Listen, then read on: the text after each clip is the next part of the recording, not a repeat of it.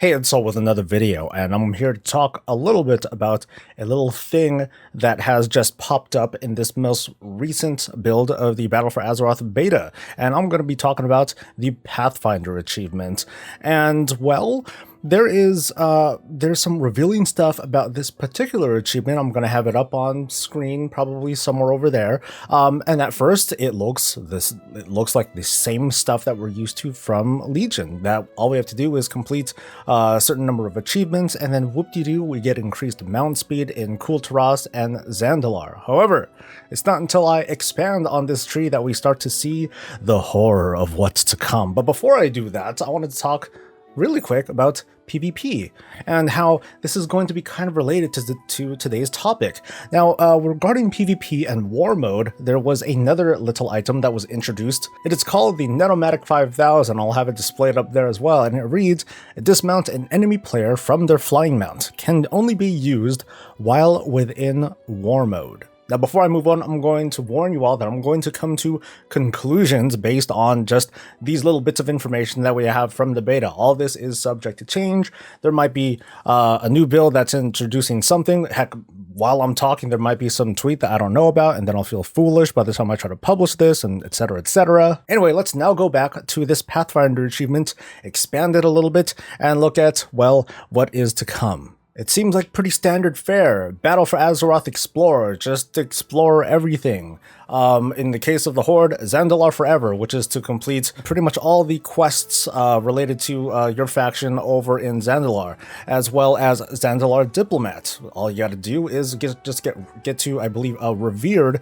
with each of those factions. Here's the other thing though, we have the equivalent achievement for the Alliance side. So what does that tell us? The question, or the assumption is, I guess we need to do both Horde and Alliance campaigns and discover everything and get revered to all the reputations for both factions in order to get this achievement? If it is, wow, that's this is the kind of thing that gets even me, someone who's so breezy, a little upset. This is disturbing. Now again, this is beta and we don't quite know how this achievement fires off. For all we know, even though we see those listed requirements, it only might be required to unlock one side of the faction's quests, and they just kind of made the achievement look like this because reasons. And if that's the case, cool, the conversation ends here. But I want to explore the idea of what if it's not? What if we do in fact need to play both Horde and Alliance side over these characters in order to unlock just the achievement, which is tantamount to having to play both factions just so you can eventually fly. And if this is the case, this is a big freaking deal. Folks are gonna be so mad. I'm catching myself continually trying to walk it back and be like, no, it's probably not going to be like this. But again, I want to just go with this exercise and just kind of wonder out loud, what if this is in fact the case? If so, this is a really big reversal from Blizzard's stance with regards to not wanting to force players to do a certain thing to get something else. And by this, I'm talking about allied races and heritage armor. There were earlier statements from Blizzard during dev Q&As and other blue posts that Blizzard doesn't want players to feel like they need to level a certain kind of character just for the sake of getting a certain kind of reward and then just throw it away. That would be exactly what's happening here. Like, take, for example, me, who is by and large, very much a Horde player, and I have expressed my interest in playing the Alliance side for the sake of the story. But if I'm going to be told that in order to get the Pathfinder achievement that I have to play as an Alliance character, and I have to get it to max level and play through all the zones and play through all the quests and get them to Revered reputation and all that, that's a really big turn off. It just doesn't feel right, especially for someone who is very much, I've never, what's the Alliance? I've never heard of them before in my life. You know, for someone to be forced to experience that kind of story, to level from possibly level 1 all the way to max level and go through that business just so they can fly, and then effectively they would just throw that character away. Trying to see this from the other side, I can get the sort of developer sentiment where they want players to enjoy the full story of the Battle for Azeroth, because as I've observed in my time leveling and questing through everything, it's a very fragmented story. There's not, we'll be able to get a full story from one side or the other, but to get a really enriching experience, we're going to be compelled to play both. And in my opinion, I think the story alone should be the reason why any one of us would be tempted to go for the other faction, because hey, you know what, I want to know what went on with the other side. I think that interests me. I want to see what's going on. Or they have pretty looking races and a cool looking city. I don't want to just bomb it. I actually want to play in it and experience it. So the takeaway and my feedback from this, again, assuming that this is actually going to happen, is that I really don't like it. I really feel that I shouldn't be forced to engage with the other faction if I'm not really interested in it for the sake of flying. So now I want to go back to this Netomatic 5000 and what message that sends to players as well. Like I said, the tooltip says that this works only in war mode. So this at least tells me, it answers one of the questions that I have. Well, it semi-answers one of the questions that I have about whether or not flying is going to become a thing in Kulturas and Zandalar while you're in war mode. This item tells me probably yes. It's not a definitive yes. For all I know, this item just doesn't happen to work during war mode because, well, no one can fly anyway, and this is only something that is meant to apply in, like everywhere else. But again, for the sake of this exercise, we're going to explore the possibility that yes, flying will be a thing in war mode.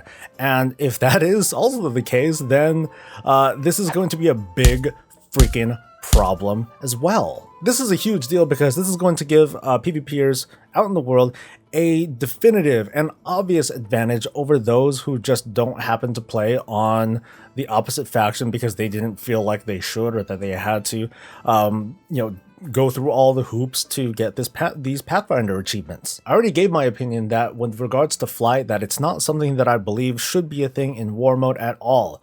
I believe that nobody should fly in war mode for the sake of, just fairness and just kind of the thrill of hunting people down, especially because of the game modes that we've been seeing, such as the assassin mode.